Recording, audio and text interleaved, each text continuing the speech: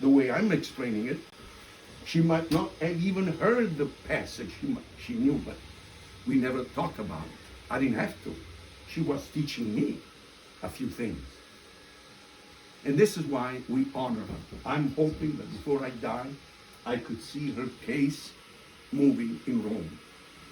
That somebody will say, I asked sister, like, that lady with the baby. I was told. And she told me, give her a little crucifix that you usually give to people, small one. I won't tell you. That's a surprise. Little crucifix. Jesus the list. It's a copy of that one that we saw. And I say, keep this crucifix. This is not meant to be under the pillow. This is meant to be with you wherever you go. Hold it in your hands if you need to. And know that Jesus will be with you no matter what. And that's what is happening. When I called that lady, called the sister because of that lady not having a baby, not being able, the doctor told her, there is no room in your body for the baby. So, you're not going to have a baby, period. And she told me, tell her to take a crucifix and rub it over her tongue. I can imagine me going to the lady and said, you know what? I'm going to give you a crucifix and I want you to rub it over your tongue. Go and get a job, will you? It was crazy, but I did it because she told me. And I knew that she came with credentials, okay? She was not alone. And I won't tell you the rest of the story, okay? You have to come back to hear the rest of the story. That's a nice way to trick you to come back. Father, tell us the rest of the story. No, I won't tell you. Okay? Do what you're supposed to do. You are the vines. You have children that don't follow you. Fear not. You simply say, son, I'm taking a long trip. So you have to fend for yourself. 5-year-old. Huh? You want to hear what happened to me when I was 4 years old?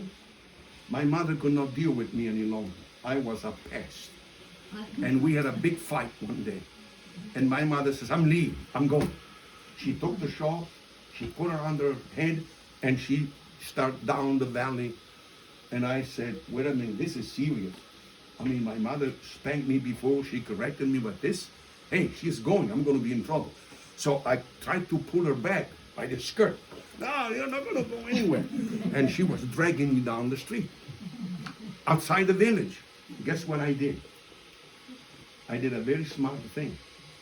I said, if she does not stop, I cannot stop her. She is carrying me down there. We passed by the garden that we cultivated, right outside the village. I said, okay, I'm going to go into the garden, and I'm going to start pulling the plants out. So I opened the gate, and I started, garlic, onions, fennels, everything that she had planted, And my mother had to come back to stop me. I was destroying her garden. You see what I mean? If you want to have your way as parents, and your children don't listen, that's it. Pull the plants up. And there is no lunch today. Mommy, I'm hungry. Huh? I don't know, son, but I have no way of feeding you because you are not behaving. Huh? What do you mean I'm not behaving? There will be a fight going on, but maybe the message will come across. Without you, I can do nothing. And then we teach them the lesson that without God, nothing is going to work out. That's it. You don't have to beat them. You don't have to scold them. You don't have to do anything. You have to teach them. And you can even read the passage. Look what Jesus, what it was. They will understand. But apparently our society has given up.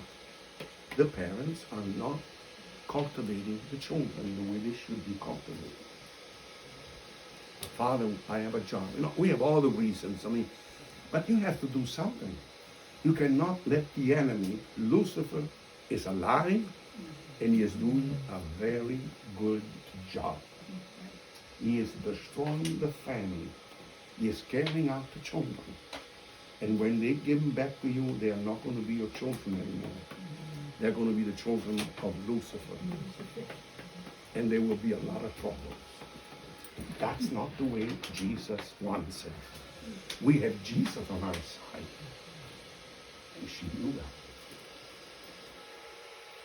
She had a disease that was eating her up 1 inch at a time. The doctors couldn't believe that she was still alive.